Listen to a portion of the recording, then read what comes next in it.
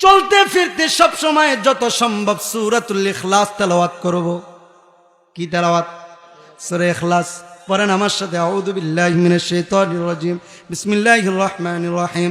কুল হুয়াল্লাহু আহাদ, আল্লাহুস সামাদ, লাম ইয়ালিদ ওয়া লাম ইউলাদ ওয়া লাম ইয়াকুল লাহু কুফুয়ান আহাদ। বিসমিল্লাহির রহমানির রহিম।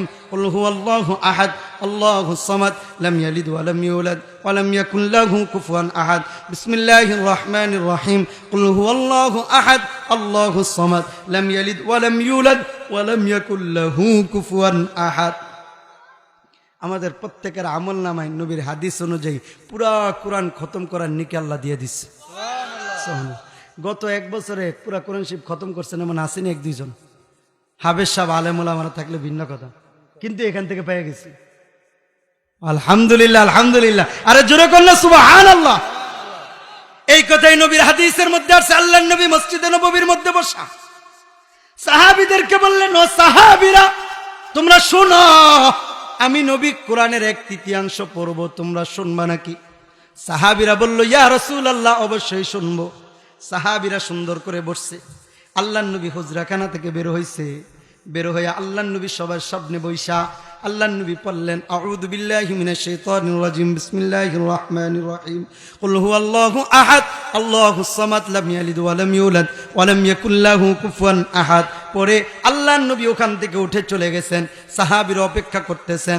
আল্লাহর নবী বলছেন কোরআনের 1/3 শোনাবে। তাহলে কোরআন হলো 3/3, অর্থাৎ কোরআন হলো 30 পারা। এই 30 পারার 1/3, 3 ভাগের 1 ভাগ কত হয়? 10 পারা। জোরে কোন? 10 পারা হয়। তাহলে আল্লাহর নবী সূরা ইখলাস পড়ে চলে গেলেন, একটা সূরা পড়ে চলে গেলেন। সাহাবীরা অপেক্ষা করতেছেন, ইয়া রাসূলুল্লাহ, আপনি বলেছেন কোরআনের 3 ভাগের 1 ভাগ পড়বেন, কিন্তু আপনি সূরা পড়ে একটা সূরা পড়ে চলে গেলেন, আপনি কি আর পড়বেন না? আল্লাহর নবী বললেন, হয় 1/3 তো পড়ছি। সুবহানাল্লাহ। আল্লাহর নবী বললেন, হয় 1/3 তো পড়ছি। কই কেমনে পড়লেন? কই তোমরা কি জানো না সূরাতুল ইখলাস হলো এমন একটি সূরা, এটা যদি একবার পড়ে 10 পারা পড়লে যেই নেকি, এই সূরাটা একবার পড়লেও সেই নেকি। এরপর আল্লাহর নবী বললেন, কেউ যদি 3 বার পড়ে বলে পুরা কোরআন খতম করার নেকির মালিক আল্লাহ বানায় দেয়। সুবহানাল্লাহ।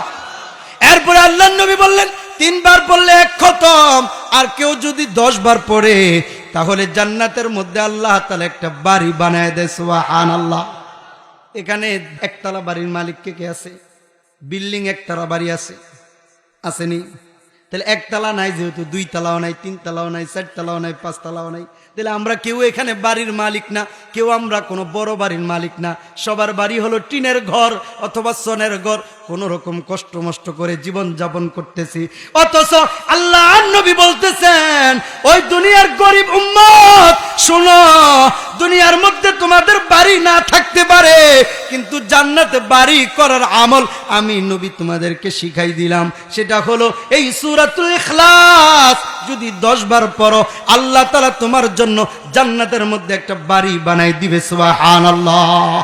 বলে দুনিয়ার মধ্যে বাড়ি বানাইলে ওই বাড়ির মালিক যিনি আছে তিনি রাজমিস্ত্রিরা যখন কাজ করে তখন তিনি তদারকি করেন যেন তারা ফাঁকিবাজি না করে। আর জান্নাতে যেই বাড়ি হয় বলে এইটার রাজমিস্ত্রি কারা? বলে এইটার রাজমিস্ত্রি হলো আল্লাহর নূরের তৈরিকৃত ফেরেশতা। আর এটা তদারকি করে কে? তদারকি করেন স্বয়ং মহান রব্বুল আলামিন আল্লাহ। জোরে আল্লাহু আকবার। এই জন্য আমি তো বলি খালি বাড়ি বানান, বাড়ি বানান, বাড়ি বানান, বাড়ি বানান। হ্যাঁ, বাড়ি বানাবা তো ইনশাল্লাহ। বাড়ি বানাইতে 2 মিনিট সময় লাগে। কয় মিনিট সময়? জোরে বলেন, কয় মিনিট সময় লাগে? 2 মিনিট সময় দিলে আমরা একটা বাড়ি এখনই বানাইলেই। বলেন, আউযু বিল্লাহি মিনাশ শাইতানির রাজিম, বিসমিল্লাহির রহমানির রহিম। কুল হুয়াল্লাহু আহাদ, আল্লাহুস সামাদ, লাম ইয়ালিদ ওয়া লাম ইউলাদ ওয়া লাম ইয়াকুল লাহু কুফুয়ান আহাদ। বিসমিল্লাহির রহমানির রহিম। কুল হুয়াল্লাহু আহাদ, আল্লাহুস সামাদ, লাম ইয়ালিদ ওয়া লাম ইউলাদ ওয়া লাম ইয়াকুল লাহু কুফুয়ান আহাদ। বিসমিল্লাহির রহমানির রহিম। কুল হুয়াল্লাহু আহাদ, আল্লাহুস সামাদ, লাম ইয়ালিদ ওয়া লাম ইউলাদ ওয়া লাম ইয়াকুল লাহু কুফুয়ান আহাদ। বিসমিল্লাহির রহমানির রহিম। কুল হুয়াল্লাহু আহাদ, আল্লাহুস সামাদ, লাম ইয়ালিদ ওয়া লাম ইউলাদ ওয়া লাম ইয়াকুল লাহু কুফুয়ান আহাদ। বিসমিল্লাহির রহমানির রহিম। কুল হুয়াল্লাহু আহাদ, আল্লাহুস সামাদ, লাম ইয়ালিদ ওয়া লাম ইউলাদ ওয়া লাম ইয়াকুল লাহু কুফুয়ান আহাদ। বিসমিল্লাহির রহমানির রহিম। কুল হুয়াল্লাহু আহাদ, আল্লাহুস সামাদ, لم يلد ولم يولد ولم يكن له كفوا أحد بسم الله الرحمن الرحيم قل هو الله أحد الله الصمد لم يلد ولم يولد ولم يكن له كفوا أحد بسم الله الرحمن الرحيم قل هو الله أحد الله الصمد لم يلد ولم يولد ولم يكن له كفوا أحد بسم الله الرحمن الرحيم قل هو الله أحد الله الصمد لم يلد ولم يولد ولم يكن له كفوا أحد بسم الله الرحمن الرحيم قل هو الله أحد الله الصمد لم يلد ولم يولد ولم يكن له كفوا أحد الله أكبر أرجل الله أكبر আমি বাড়ির মালিক আরে বুকে হাত দিয়া কোন বুকে হাত দিয়া কোন আরে বুকে হাত দিয়া কোন না বলেন আমি বাড়ির মালিক আরে জোরে বলেন আমি বাড়ির মালিক আরে বুকে হাত দেন নাকি আরে হাত দেন বুকে হাত দেন বুকে হাত দেন বলেন আমি বাড়ির মালিক বলেন আলহামদুলিল্লাহ বলে বাড়ির ঠিকানা কোথায় জান্নাত জোরে বলেন কোথায় জোরে বলেন কোথায় জান্নাত তাহলে আমি বাড়ির মালিক বলে বাড়ি কোন জায়গায় মাঝে মাঝে জিজ্ঞাসা করে হুজুর আপনার বাড়িটারি আছে আমি বললাম আমার বাড়ি নেই আমার বাবার বাড়ি আছে এটা হইলো জিনজিরা আর আপনার বাড়ি কোন জায়গায় বলে আমার বাড়ি হলো জান্নাত আরে সুবহানাল্লাহ সুবহানাল্লাহ আমার বাড়ি কই আপনাদের বাড়ি কই জোরে বলেন আসলে আমাদের বাড়ি কোথায় ছিল জান্নাতে ছিল জান্নাত থেকে আল্লাহ তাআলা দুনিয়াতে পাঠাইছে এখন আবার আমাদের কই যাইতে হবে যে যেই জায়গায় যাইতে হবে ওই জায়গায় বাড়িটারি বানাতে হবে না এই জন্য আমরা কথাই বিশ্বাসী না আমরা কাজে বিশ্বাসী কথা ঠিক না বিঠাই আমরা মুখে বইলা চলে গেলাম কেউ আমল করতেন না এর লেগে একটা বাড়ি বানাই দিয়া গেলাম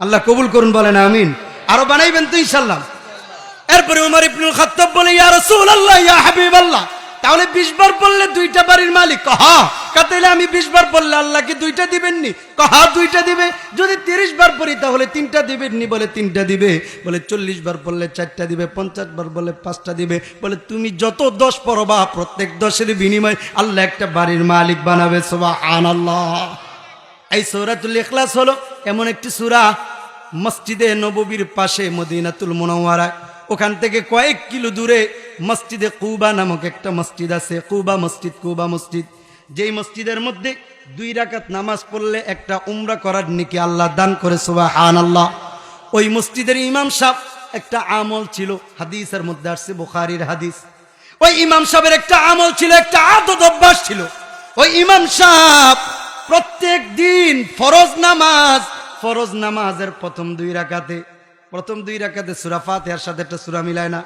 তো ইমাম সাহেব সূরা ফাতিহার সাথে সর্বপ্রথম সূরা ইখলাস পড়তো কুল হুয়াল্লাহ পড়তো এরপরে অন্য সূরা মিলাতো আবার দ্বিতীয় রাকাতে সূরা ফাতিহা পড়তো সূরা ফাতিহার সাথে সূরা ইখলাস পড়তো এরপরে অন্য সূরা মিলাতো আবার যোহরের নামাজে একই অবস্থা আসরের নামাজে একই অবস্থা মাগরিবের নামাজে একই অবস্থা এশারের নামাজে একই অবস্থা এই পরিস্থিতি দেখে মুসল্লিরা বলল হুজুর এভাবে আপনি না করলেও তো পারেন আপনি যে কোনো একটা রাকাতের মধ্যে সূরা ইখলাস পড়েন না তাইলেই তো হয় ওই মুহূর্তে ইমাম সাহেব বলে না আমি এমনি পড়ব আমি যেইভাবে পড়ি এইভাবেই পড়ব তোমাদের যদি ভালো লাগে আমাদেরকে রাখো অন্যথায় আমাকে বিদায় করে দাও আমি তোমাদের মসজিদের চাকরি করতে আমি রাজি না খেদমত করতে রাজি না ইমাম সাহেবকে যেহেতু মুসল্লিরা অনেক ভালোবাসতো এই জন্য তাকে বিদায় করে নাই কিছুদিন পরে আল্লাহর নবী মসজিদের নববী থেকে মসজিদে কুবায় আসছে আসার পরে আল্লাহর নবীর কাছে বিচার দায়ের করলো ইয়া রাসূলুল্লাহ আপনার সাহাবী ইমাম প্রত্যেক রাকাতে সূরা ফাতিহার সাথে সূরা ইখলাস পড়ে প্রত্যেক রাকাতে সূরা ইখলাস পড়ে জিজ্ঞাসা করেন সে এমনটা কেন করে আমরা বারণ করেছি তারপরেও করে আপনি বিচার করেন আল্লাহর নবী বললেন তুমি এমনটা কেন করো ওই মুহূর্তে সাহাবী বলে ইয়া রাসূলুল্লাহ ইয়া হাবিবাল্লাহ কোরআনের 114টি সূরার মধ্যে আমি যত সূরা পড়েছি এমন ছোট্ট একটা সূরার মধ্যে আল্লাহর তাওহীদের কথা আল্লাহর গুনাহগুনের কথা এত অল্প সংখ্যক জায়গার মধ্যে এত বিস্তারিত আলোচনা কোথাও আল্লাহ তাআলা করেন নাই এই জন্য এই সূরাটা আমার ভালো লাগে কারণ এটার মধ্যে পুরাটাই আল্লাহর গুণ কুল হুয়াল্লাহু আহাদ আল্লাহ এক আল্লাহুস সামাদ আল্লাহ বেনিয়াজ লাম ইয়ালিদ ওয়া লাম ইউলাদ আল্লাহ কাউকে জন্ম দেন না আল্লাহকে কেউ জন্মও দেয় না ওয়ালাম ইয়াকুল্লাহু কুফুয়ান আহাদ আল্লাহ তাআলার কোনো সমকক্ষ নাই সব আল্লাহর গুনাহগুনের কথা এই জন্য ইয়া রাসূলুল্লাহ ইয়া হাবিবাল্লাহ আমি অনেক ভালোবাসি এই জন্য এই সূরাটা প্রত্যেক রাকাতে পড়ি আমি আল্লাহর নবী বললেন হুব্বুকা ইয়াহা আদখালাকাল জান্নাহ জোরে কিন্তু সুবহানাল্লাহ কইতে হইব। হুব্বুকা এখন কই না, আমি বলছি না, হুব্বুকা ইয়াহা আদখালাকাল জান্নাহ, হুব্বুকা ইয়াহা আদখালাকাল জান্নাহ। আল্লাহর নবী বলতেছেন এই সূরার প্রতি তোমার এই ভালোবাসা তোমাকে জান্নাত পর্যন্ত পৌঁছাই দিবে। আল্লাহু আকবার, আল্লাহু আকবার।